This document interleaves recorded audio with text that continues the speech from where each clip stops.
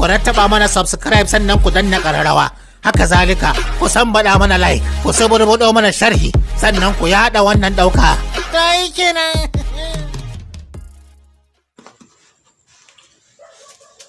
Assalamu alaikum warahmatullahi wabarakatuhu. Ya ake wani musulmi na yau ma mun dawo ci gaba da ba shawara da gudunmawa akan wasu matsaloli da suke addabar maza yau da kullum akan wata mu'amala. Mafi yawanci an fara samun wani makamancin tambayoyi din akan lokacin mu'amala ta aure. Mutum yana cikin mu'amala gaban sa ya kwanta, haka bai san wani lokacin kan ya ce me, ko kuma ya zo mu'amala ta kwanta ga gaban nasa ya kwanta da kuma ya taho da reaction da karfi a jikinsa, zai mu'amala kuma ya samu bai da wannan kuzarin, kuma ya samu an samu matsala ya dauke ko kuma sha ta dauke baki daya. Da wannan matsala ce sosai mai karfi kuma take da yawa cikin al'umma. Mafiya ko mutanen da suke da wannan matsala da daman sa ciki. Abin da yake kawo haka kai abubuwa guda 3 zuwa 4 da zamu dan takaita bayani akan sa kafin mu samu lokaci mai dogon sharhi da dogon rubutu ga lokacin da muka so dan Allah mai kun yi rubutu akai. Abin da yake kawo shi na farko hawan jini. Yakan bada gudunmawa sosai a lokacin da ka zo mu'amala ta aure. Na biyu kaman ciwon suga, shi ma yana iya kawo wani haka. Na uku kuma kamar abin da ya shafi ciwon zuciya ko kuma abin da ya shafi zuciya.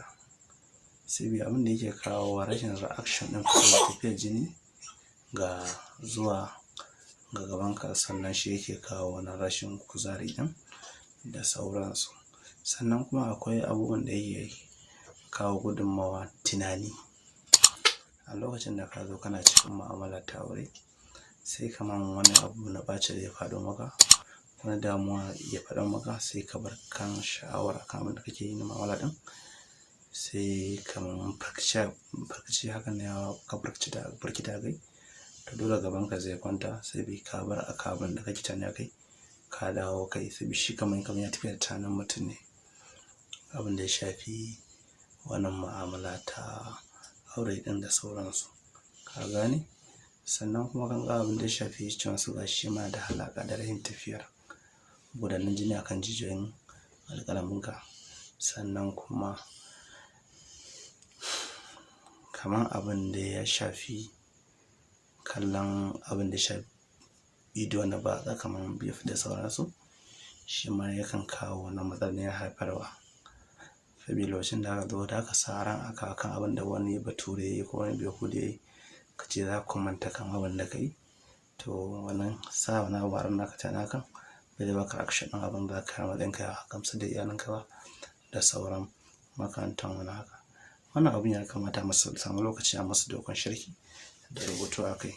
Yanzu dai mun takaita za mu ba ku fa'idodin da ya kamata a yi amfani da su domin a kiyaye nan gaba hakan wannan kar ta ƙara faruwa ko kar ta ƙara kusantuwa da izinin Allah.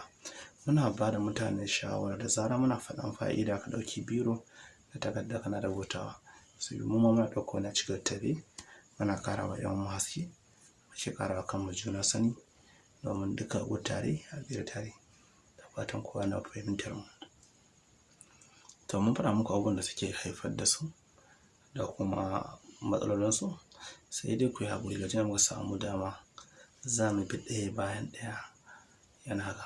Sannan kuma akwai abin da ya shafi shakuwar jinnu, shi ma na kawo wani matsala ɗin. Shi ma dai akwai fa'ida da muka faɗa ya ƙasan bidiyon nan, shiga hankali ba za ku samu ita ma mai faɗa insha Allah ita ma nan haskaka, sai dai ku yi haƙuri.